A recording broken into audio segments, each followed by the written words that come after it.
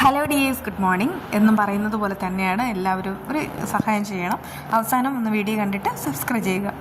അപ്പോൾ നമുക്ക് വിശേഷങ്ങൾ എന്തൊക്കെയാണെന്ന് നോക്കാം. ആ കാവേരി ആണെങ്കിൽ ഒരു പഠിച്ച കള്ളി ആയതുകൊണ്ട് അവർ മരുന്നിൻ്റെ സ്ലിപ്സ് എടുത്തിട്ടാണ് പോകുന്ന സമയത്ത് റോബിൻ ഡോക്ടറെ കാണിക്കുന്നുണ്ട്. അയാൾക്ക് അത് കാണുന്ന സമയത്ത് അത് എന്തിൻ്റെയാണെന്ന് മനസ്സിലാവുകയാണ്.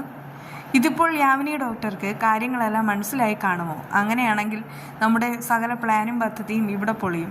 ഇനി എന്താ ഒരു വഴിയെന്നൊക്കെ ചോദിക്കുന്നുമുണ്ട്. മിക്കവാറും ആ പിള്ളേർക്ക് നമ്മളെ സംശയം ആയി തുടങ്ങി കാണുമെന്ന് കാവേരി അറിയിക്കുന്നു. അത് കേട്ട് ഡോക്ടർ ചോദിക്കുന്നുണ്ട്, അതിനുള്ള പ്രധാന കാരണം എന്താ? പ്രധാന കാരണം മെഡിസിൻ എന്തെങ്കിലും യാമിനി ഡോക്ടർ സ്റ്റാർട്ട് ചെയ്തോ എന്ന് ഞാൻ ചോദിക്കുന്ന സമയത്ത് ഇല്ല എന്നാണ് പറഞ്ഞത്. പക്ഷേ അവർ മരുന്ന് കൊടുക്കുന്നുണ്ടായിരുന്നു. അത് കേട്ട് റോബിൻ പറയുന്നുണ്ട്, അങ്ങനെയാണെങ്കിൽ യാമിനി ഡോക്ടർക്ക് എന്തെങ്കിലും മനസ്സിലായോ എന്ന് നമ്മൾ എങ്ങനെ അറിയും? എന്തായാലും നിങ്ങൾ രണ്ടും ഡോക്ടേഴ്സ് അല്ലേ, അതുകൊണ്ട് തന്നെ ഡോക്ടർമാർ തമ്മിൽ ഇതൊക്കെ വിളിച്ച് ഡിസ്കസ് ചെയ്യാവുന്ന കാര്യമല്ലേ എന്നൊക്കെ അവൾ അറിയിക്കുകയാണ്. അങ്ങനെ റോബിൻ രണ്ടും കൽപ്പിച്ച് യാമിനി ഡോക്ടറെ വിളിക്കുകയാണ്. ആ സമയത്ത് വർഷയെ ചികിത്സിക്കുന്ന ഞാനാണ്, എന്നിട്ടും ഡോക്ടർ എന്തെങ്കിലും മരുന്ന് സ്റ്റാർട്ട് ചെയ്തതെന്നൊക്കെ ചോദിക്കുന്നുണ്ട്. യാമിനി പറയുന്നുണ്ട്, മനസ്സിൽ പറയുന്നുണ്ട്, അവർ പറഞ്ഞതാണ് ഒരു കാരണവശാലും മരുന്നിൻ്റെ കാര്യം ആരോടും പറയരുതെന്ന്. അത് വിചാരിച്ചിട്ട് അവർ പറയുന്നുണ്ട്, ഇല്ല മരുന്നൊന്നും സ്റ്റാർട്ട് ചെയ്തിട്ടില്ല എന്ന്. ആ സമയത്ത് തന്നെ റോബിൻ അത് കള്ളത്തരാണെന്ന് മനസ്സിലാവുകയും ചെയ്യുന്നു. പ്രത്യേകിച്ച് ഡോക്ടറുടെ പേഷ്യൻ്റ് അല്ലേ, അതുകൊണ്ട് ഞാൻ കൂടുതലായിട്ടൊന്നും ചെയ്തിട്ടില്ല എന്നുള്ള കാര്യം കൂടെ യാമിനി അറിയിക്കുകയാണ്. അങ്ങനെ കോൾ കട്ടാക്കുകയും ചെയ്യുന്നു. എന്തൊക്കെ ദുരൂഹതകൾ മണക്കുന്നുണ്ടെന്ന് റോബിനാണെങ്കിൽ കാവേരിയോട് അറിയിക്കുകയാണ്. ഫ്രണ്ട്സ് എല്ലാം ഒരുമിച്ചാണല്ലോ ഉറങ്ങുന്നത്. വർഷയുടെ കൂടെയാണെങ്കിൽ ഈ അഭിരാമിയാണ് കിടക്കുന്നത്. താഴെയാണെങ്കിൽ അഞ്ജുവും ശിവയുണ്ട്. ആ സമയത്ത് വർഷ ഇനി ഉറങ്ങിയാലോ എന്നൊക്കെ ചോദിച്ചിട്ട് ശിവ അടുത്തിരിക്കുന്നുമുണ്ട്. കണ്ണെന്നിട്ട് മൂടുകയാണ്. അപ്പോഴേക്കും കൂട്ടുകാരികളും അവിടേക്ക് കിടക്കുന്നുമുണ്ട്. ആ സമയത്തെല്ലാം ഒരു മഴ പെയ്യുന്നുണ്ട്. അപ്പോഴേക്കും ശിവ പറയുന്നുണ്ട്, ഞാൻ പോയിട്ട് ഡ്രസ്സ് എടുത്തിട്ട് വരാമെന്ന്. അഭിരാമി പറയുകയാണ്, എല്ലാം ഞാൻ എടുത്തു എന്ന്. മിടുക്കിയെന്ന് അവർ വിശേഷിപ്പിക്കുകയും ചെയ്യുന്നു. അങ്ങനെ ഉറങ്ങാനായിട്ട് കിടക്കുന്ന സമയത്ത് മഴയും ഇടിയുടെയും ആ ഒരു ശബ്ദം വർഷ കേൾക്കുന്നതുകൊണ്ട് തന്നെ അവൾക്ക് ആ വയനാടുള്ള ആ ഒരു വലിയ ദുരന്തമാണ് ഓർമ്മ വന്നത്. അതായത് അന്നത്തെ ആ ഒരു ദുരന്തം. അന്ന് അമ്മ ഒരു കാര്യം സംസാരിച്ചുകൊണ്ട് നിൽക്കായിരുന്നു, അതും അച്ഛനെക്കുറിച്ച്.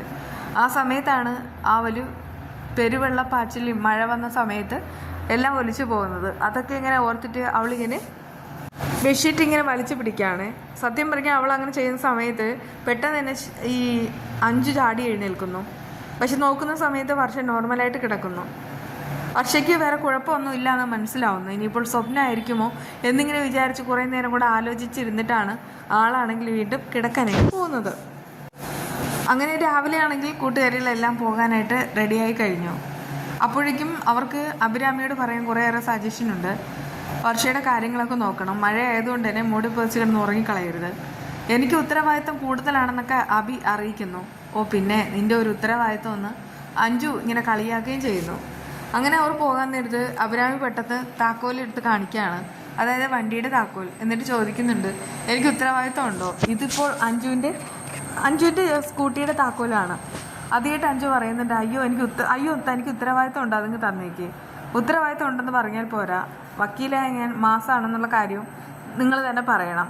അത് കേട്ട് അവൾ പറയുന്നുണ്ട്, അഭി കളിക്കരുത്, മര്യാദയ്ക്ക് താക്കോലെടുക്ക്, സമയം ഒരുപാടായി. പറയാതെ തരില്ല എന്ന് അഭിരാമി ഉറപ്പിച്ച് പറയുന്നുമുണ്ട്. സമയമായതുകൊണ്ട് തന്നെ അഭിരാമിയോട് തർക്കിക്കാൻ നിൽക്കാതെ പെട്ടെന്ന് തന്നെ അഞ്ജു പുലിയാണെന്നൊക്കെ പറയുകയാണേ. അങ്ങനെ താക്കോലാണെങ്കിൽ അഭിരാമി കൊടുക്കുന്നുമുണ്ട്. താക്കോല് മേടിച്ചതിന് ശേഷം താനൊരു മരവാഴയാണെന്നുള്ള കാര്യമല്ല അവൾ പറഞ്ഞിട്ട് അവിടെ നിന്ന് ഓടുകയാണ്. അഭിരാമിക്ക് അത് കണ്ട് ദേഷ്യമാവുന്നു. ആ സമയത്ത് തന്നെ ശിവ പറയുന്നുണ്ട്, അയ്യോ എനിക്ക് അവയോടൊരു കാര്യം പറയണമെന്നുണ്ടായിരുന്നു. അതായത് അവൾ പറഞ്ഞതുപോലെ താനൊരു മരവാഴയാണ്. അത് കേട്ട് അഭിരാമിക്ക് കൂടുതൽ ദേഷ്യമാവാണ്. കൂട്ടുകാരികളെ തല്ലാൻ കിട്ടാത്തതുകൊണ്ട് അവൾ ആത്മഹത്യ എന്നോണം അവിടെ കാലിട്ട് തൊഴിക്കുന്നുമുണ്ട്. അതിനുശേഷം നേരെ അവളുടെ ജോലികളിലേക്ക് പോവുകയാണ് ചെയ്യുന്നത്. വിവേകിനെ കാണാനായിട്ട് ശ്രീനാഥ് വരികയാണ്. വർഷയുടെ കാര്യത്തിൽ എന്താ ഉദ്ദേശം ചോദിക്കുന്നു. അത് കേട്ട് വിവേകിനകത്ത് ദേഷ്യമാവുന്നുണ്ട്. വിവേക് പറയുന്നുണ്ട്, അവൾ ഈ ഒരു അവസ്ഥയിൽ കിടക്കാനുള്ള കാരണക്കാരൻ പോലും താനാണ്, എന്നിട്ടാണ് എന്നോട് വന്നിട്ട് ഓരോന്നൊക്കെ ചോദിക്കുന്നത്. അല്ലെങ്കിൽ തന്നെ തനിക്കൊരു കണ്ണിൽ ചോരയുണ്ടോ? അവൾ കിടക്കാൻ തുടങ്ങി ഇത്രയും ദിവസമായി, എന്തെങ്കിലും ഒരു സഹായം ചെയ്യുന്നതിന് പകരം ഇങ്ങോട്ട് വന്നിരിക്കുകയാണ്. അവളുടെ കാര്യത്തിൽ നീ ഒറ്റയ്ക്ക് തീരുമാനം എടുക്കണ്ടെന്ന് ശ്രീനാഥ് പറയുന്നു. അതിനുള്ള അവകാശം തനിക്കില്ല. അവകാശമുണ്ട്, ഞാൻ വിവാഹം കഴിക്കാൻ പോകുന്ന പെണ്ണാണ്. അത് നീ മാത്രം തീരുമാനിച്ചാൽ മതി എന്നൊക്കെ ശ്രീനാഥ് ഇങ്ങനെ ചോദിക്കുന്നുണ്ട്. അപ്പോഴേക്കും വിവേക് പറയുന്നുണ്ട്, തൽക്കാലം ഞാൻ തീരുമാനിച്ചാൽ മതി, അതുകൊണ്ട് തന്നെ ഇനി ഒരു ശല്യമായിട്ട് താൻ വരാനായിട്ട് പാടില്ല, എങ്കിൽ എൻ്റെ വിധം മാറും എന്നൊക്കെ ഇങ്ങനെ പറയണം കേട്ടോ. അത് കേട്ട് ശ്രീനാഥിന് ദേഷ്യമാവാണ്. പക്ഷെ ഒന്നും പറയാനായിട്ട് കഴിയുന്നതുമില്ല. എന്തെങ്കിലുമൊക്കെ വർഷയ്ക്ക് വേണ്ടി ചെയ്യണം എന്നുള്ള ആ ഒരു കാര്യം മനസ്സിലോർത്തിട്ട് കുറച്ച് സങ്കടത്തിൻ്റെ ദേഷ്യത്തിലാണ് ശ്രീനാഥ് അപ്പോൾ അവിടെ നിൽക്കുന്നത്. എന്നിട്ട് ശ്രീ നേരെ പോകുന്നത് അവിടേക്കാണ്, വർഷയെ കാണാനായിട്ട്. അവിടെ പോകുന്ന സമയത്തൊക്കെ കൂട്ടുകാരികളെല്ലാം വന്നിട്ടുണ്ടായിരുന്നു, എല്ലാവരും ഉണ്ട് താനും. അപ്പോഴേക്കും പറയുന്നുണ്ട്, അല്ല നമ്മൾ ഈ മെഡിസിൻ കൊടുക്കുന്നുണ്ടല്ലോ, അത് സ്റ്റാർട്ട് ചെയ്ത കാര്യം ഇവിടെയുള്ള ആരോടെങ്കിലും പറഞ്ഞോ, പ്രത്യേകിച്ച് ഡോക്ടർ റോബിനോട്. അതേട്ട് അവർ പറയുന്നുണ്ട്, ഇല്ല ആരും അറിഞ്ഞിട്ടില്ല, കാവേരിയോട് പോലും പറഞ്ഞിട്ടില്ല. എന്നാലേ ആ ഡോക്ടർ അറിഞ്ഞു കഴിഞ്ഞു. അയാൾ നേരെ നമ്മുടെ യാമിനി ഡോക്ടറെ വിളിച്ചു. അത് കേട്ട് അവർ പറയാണ്, ഒരു കാരണവശാലും അറിയില്ലല്ലോ, കാരണം ഞങ്ങളാരും പറഞ്ഞിട്ടില്ല, പറയാനായിട്ട് താല്പര്യവുമില്ല. ആ സമയത്ത് വിവേക് പറയുന്നുണ്ട്, അതിപ്പോൾ നിങ്ങൾ പറഞ്ഞാലും ശരി ഇല്ലെങ്കിൽ ശരി, അയാൾ കാര്യം അറിഞ്ഞു, അതുകൊണ്ട് തന്നെ യാമിനി ഡോക്ടറോട് അതിനെ സംബന്ധിച്ചുള്ള കാര്യങ്ങളാണ് ചോദിച്ചത്. പക്ഷെ ഡോക്ടർ ഒന്നും വിട്ട് പറഞ്ഞിട്ടുമില്ല. ഇതിപ്പോൾ നമ്മൾ രഹസ്യമായിട്ട് പറയുന്ന കാര്യങ്ങൾ, ചെയ്യുന്ന കാര്യങ്ങളെല്ലാം അടുത്ത് മറ്റൊരാൾ അറിയുന്നുണ്ടെങ്കിൽ എന്തോ ഒരു സംതിങ് മിസ്റ്റേക്ക് ഇല്ലേ എന്ന് ശിവയും അഞ്ജുവും അഭിരാമിയും കൂടെ വിവേകിനോട് ചോദിക്കുന്നു. വിവേക് പറയുന്നുണ്ട്, എനിക്കും അത് തന്നെ സംശയം. എങ്കിൽ പിന്നെ നമ്മൾ എന്തിനാണ് വർഷ ഇവിടെ കിടത്തിയിരിക്കുന്നത്, നമുക്കൊരു കാര്യം ചെയ്യാം, വർഷ എങ്ങോട്ടെങ്കിലും മാറ്റാം. ആ സമയത്ത് ഇവർ ചർച്ച ചെയ്യുമ്പോഴാണ് അങ്ങോട്ട് ആ ശരത്തിൻ്റെ വൈഫ് വരുന്നത്. അവരവിടെ നോക്കി കേട്ടുകൊണ്ട് ഒളിച്ചു നിൽക്കുകയാണ്.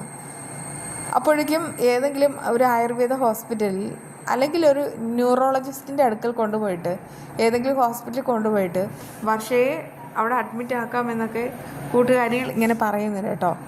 അത് കേട്ട് വിവേകിനാണെങ്കിൽ ഒരു കുഴപ്പമൊന്നുമില്ല. പക്ഷെ അവിടെ നിൽക്കുന്ന ആ ശരത്തിൻ്റെ വൈഫാണെങ്കിൽ ഭയങ്കര പേടിയോട് കൂടിയാണ് നിൽക്കുന്നത്.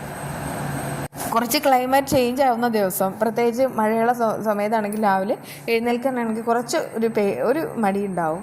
ആ സമയത്ത് എന്തൊക്കെയാണ് പെട്ടെന്ന് ഉണ്ടാക്കുന്നതെന്ന് നമുക്ക് തന്നെ ഒരു സംശയം തോന്നാറുണ്ട്. ഏതാണ്ടൊക്കെ ബ്രേക്ക്ഫാസ്റ്റും കാര്യങ്ങളൊക്കെ തട്ടിക്കൂട്ട് പരിപാടികളിലൂടെയാണ് സാധാരണ കടന്നു പോയിക്കൊണ്ടിരിക്കുന്നത്.